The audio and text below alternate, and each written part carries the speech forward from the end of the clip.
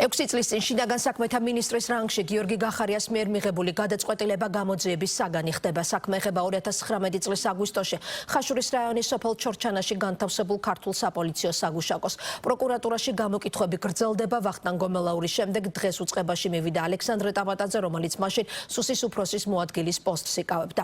გომელაურის მსგავსად ტაბატაძემაც თქვა, რომ გახარიას გადაწყვეტილება სახელმწიფო უსაფრთხოების სამსახურთან შეთანხმებული არ იყო. მმართველი გუნდის მაღალჩინოსნების შეფასებით საგუშაგოს დადგმამ ადგილზე ვითარება გაუარესა, ტყის და საძოვრების ნაწილი კი საოკუპაციო ზოლს მიღმა აღმოჩნდა. ბლოკ საგუშაგოს გახსნის თამდე მძიმე პროცესებზე ცოტა ხნის წინ ჩორჩანას მკვიდრმაც ისაუბრა, რომლის განცხადებებმა პარლამენტის დროებით საგამოძიებო კომისიას ექს-პრემიერის მიმართ დამატებითი კითხვები გაუჩინა. გახარიას კომისია კიდევ ერთხელ იბარებს. ჩორჩანას 6 წლის წინანდელ მოვლენებს მცოცავი ოკუპაციის შეჩერება დაფასებს, დაწყებულ ძიებას კი პოლიტიკურ დევნად განიხილავს გახარიას გუნდი. აქცენტი კეთდება იმ ფაქტზეც, რომ სადავო გადაწყვეტილებიდან რამდენიმე დღეში მაშინდელი შინაგან საქმეთა მინისტრი პრემიერის პოსტზე წარადგინეს. ანა ბროლაძე იმყოფება პროკურატურასთან, მას ახლა პირდაპირ ეთერში ჩავთავთ. ანა, როგორც ვიცით, ცოტა ხნის წინ პროკურატურაში ისევე გამოკითხვაზე იმყოფებოდა მთავრობის ადმინისტრაციის მაშინდელი ხელმძღვანელი კახა კახიშვილი. რა თქვა მან გამოსვლის შემდეგ? კახა კახიშვილმა ისაუბრა იმ ინფორმაციაზე, რა დეტალებით დაინტერესდა ამ შემთხვევაში საგამოძიებო უწყება და ბუნებრივია, რადგან ის წარმოადგენდა 2019 წლის პერიოდში მთავრობის ადმინისტრაციის ხელმძღვანელს. საგამოძიებო უწყების ინტერესის სფერო იყო პრემიერ-მინისტრი მამუკა ბახტაძე იყო თუ არა ინფორმირებული ჩორჩანაში მოქმედებებთან დაკავშირებით, რომელზეც ამ შემთხვევაში შინაგან საქმეთა სამინისტრო იღებდა პასუხისმგებლობას და ახორციელებდა. კახა კახიშვილმა თქვა, რომ არც ერთ სამუშაო ფორმატში, არც მთავრობის ხდომაზე, არც შიდა თათბირებზე, არც რაიმე ტიპის კორესპონდენციის სახით მთავრობის ადმინისტრაციაში არ შესულა ცნობა ძალოვანი უწყებიდან, რომ ამ შემთხვევაში შინაგან საქმეთა სამინისტროს გეგმაში და დღის წესრიგში იყო ჩორჩანაში საგუშაგოს მშენებლობა. კახა კახიშვილი ამბობს იმასაც, რომ მისი ინფორმაციით ამის შესახებ არც მამუკა ბახტაძე იყო ინფორმირებული, თუმცა მას არ აქვს ინფორმაცია პირისპირი კომუნიკაცია, სატელეფონო კომუნიკაცია, ან რაიმე შეხვედრა შედგა თუ არა ამ შემთხვევაში მაშინდელ პრემიერსა და მაშინდელ შინაგან საქმეთა მინისტრს შორის. თუმცა როგორც მისგან მოვისმინეთ, იმის გათვალისწინებით, რომ ძალიან გზნობიარე ადგილზე დამატებით სამხედრო გარკვეულ ბლოკპოსტის შექმნას ეხებოდა საქმე, ბუნებრივია, რომ საუკეთესო ვარიანტი იქნებოდა თუ კოორდინაცია შედგებოდა ამ საკითხთან დაკავშირებით სხვადასხვა უწყებებს შორის და ამის შემდეგ მიიღებდა შინაგან საქმეთა სამინისტრო ასეთ გადაწყვეტილებას.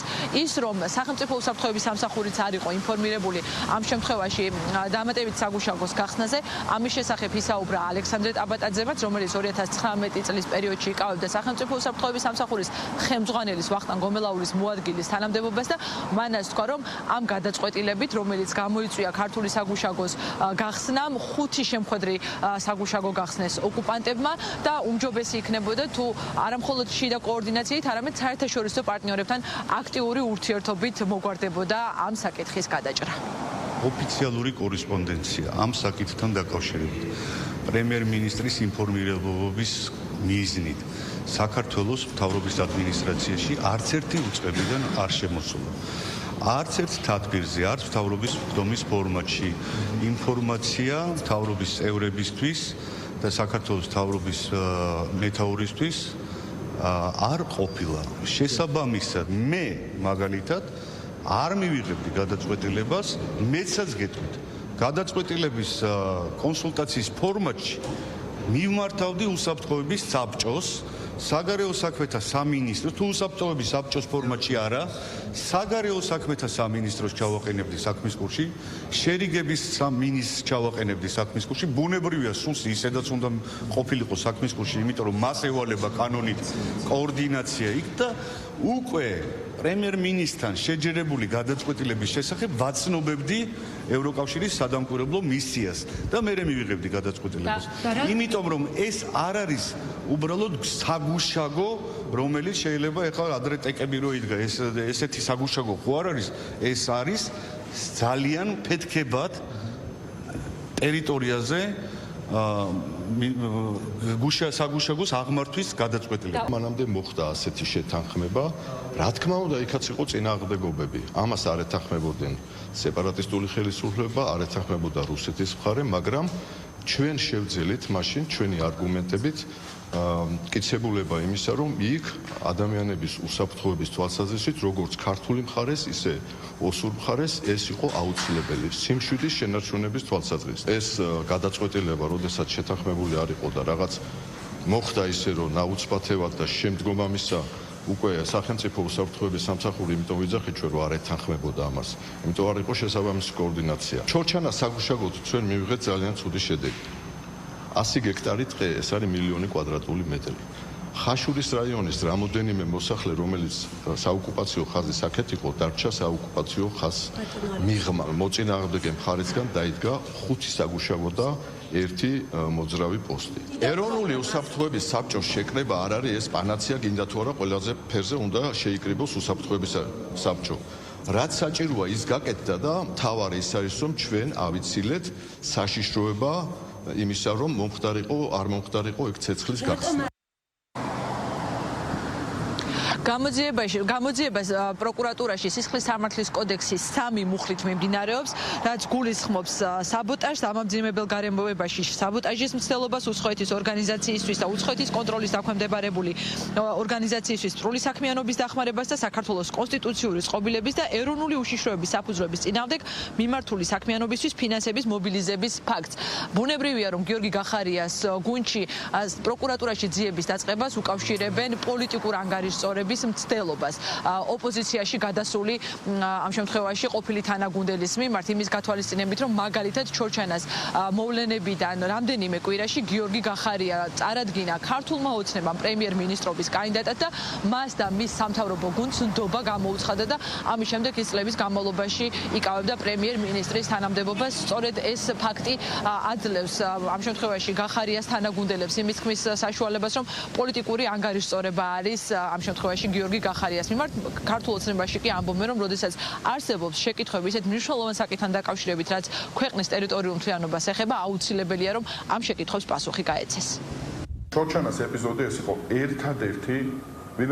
ერთადერთი მოვლენა საქართველოს ისტორიაში, როდესაც სამხედრო ესკალაციის გარეშე მოხდა ქვეყნის ტერიტორიული ინტერესების დაცვა. ამის უკან ეს პროცესი, რაც წარმოებს გნებავთ პროკურატურის მხრიდან, გნებავთ საგამოძიებო კომისიის მხრიდან, ეს სხვა არაფერია, თუ არა პოლიტიკური დევნა გიორგი გახარიას წინააღმდეგ. შედეგით თუ ვიმძიებთ, უძიმესია ის ვითარება, რომელიც აი ამ კონკრეტულ ოკუპაციის ამ კონკრეტულ მონაკვეთზე შეიქმნა და რასაკვირველია კითხვებიც აი ამის გამხორციელებელი იმ პერიოდის ხელმძღვანელის მიმართ არის ლეგიტიმური, აუცილებელი და სასწრაფო. კომისიაზე მოსვლა რასაკვირველია მისი აზრით, ისევე როგორც პირველ შემთხვევაში არის სწორედ ეს შესაძლებლობა.